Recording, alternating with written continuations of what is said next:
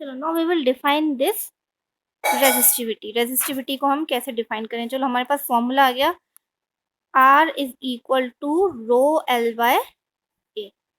ठीक है, now consider that हमारे पास जो भी कंडक्टर है, the length of the conductor is 1 metre and area of cross section is 1 metre square.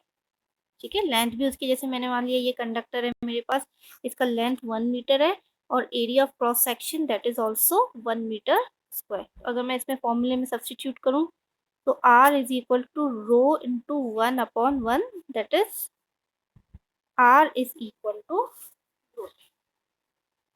तो इस तरह से हम रेजिस्टिविटी को डिफाइन कर सकते हैं, दैट द स्पेसिफिक रेजिस्टिविटी और द स्पेसिफिक रेजिस्टेंस और the resistivity is defined as the resistance of the conductor having unit area and unit length। ठीक है, फिर से बता रही हूँ, the resistivity of a conductor is numerically equal to the resistance of the conductor of unit area and unit length.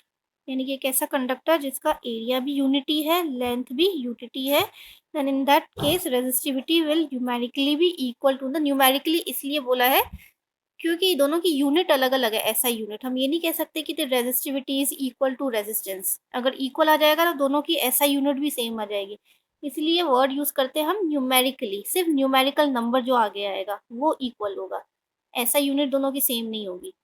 ठीक है, so resistivity is numerically equal to the resistance of unit area of cross section and unit length. चलो ये तो हो गया resistivity. अब इसके हम ऐसा यूनिट निकालते हैं।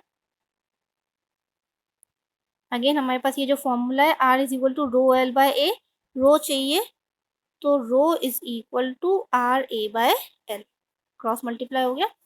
ठीक है, रो की रेजिस्टेंस की यूनिट है ohm, area is in metre square and length is in metre. 1 metre से 1 मीटर डिवाइड हो गया, so the unit is ohm metre. So ऐसा यूनिट ऑफ इलेक्ट्रिकल रेजिस्टिविटी, ऐसा यूनिट ऑफ स्पेसिफिक रेजिस्टेंस और resistivity is ohm metre. देखो दोनों की आ गई अलग, जैसे ओम की तो हमने क्या बोली थी, रेजिस्टेंस की तो हमने क्या बोली थी कि ओम होती है, और इसकी क्या है, ओम मीटर। ठीक है, ऐसा यूनिट दोनों की अलग अलग होती है।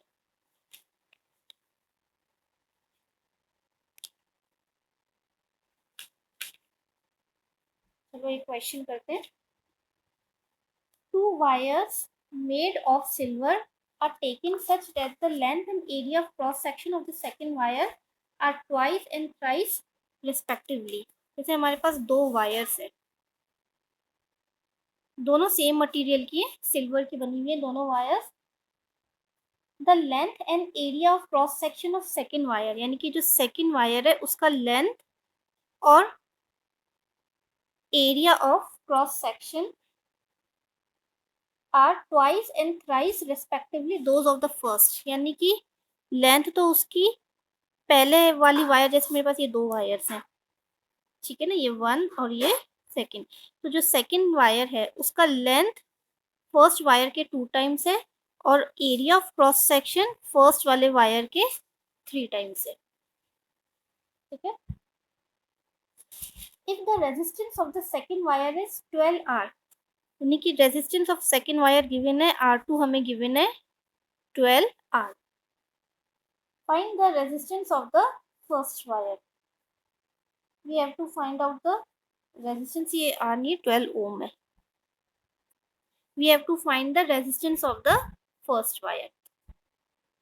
ठीक है, तो अगर हम R2 का फॉर्मूला लगाते हैं, R2 is equal to rho L2 upon A2। ठीक है, L2 की जगह वी कैन यूज 2L1। अब देखो रो तो चेंज होगा नहीं, ठीक है ना, अभी बताया था रो तो हमेशा सेम ही रहता है, there is no change in rho, तो रो ही रहेगा। L2 की जगह आ जाएगा 2L1, area of cross section A2 की जगह आ जाएगा 3A1। ठीक है। 2 और 3 अगर मैं आगे ले लूँ, 2/3 रो L1 अपॉन A1। तो ये जैसे रो L2 अपॉन A2 ये R2 था, तो रो L1 अपॉन A1 को हम R1 लिख सकते हैं, 2/3 R1। ठीक है ना। तो हमारे पास रिलेशन आ गया that R2 is equal to 2/3 of R1, और हमें तो R1 चाहिए, तो R1 is equal to cross multiply हो जाएगा 3/2 ऑफ R2। 3/2 और R2 की वैल्यू हमें गिवन थी 12, 2 1 जा 2 6 जा, that is 18 ohm. So the resistance of the first wire is 18 ohm.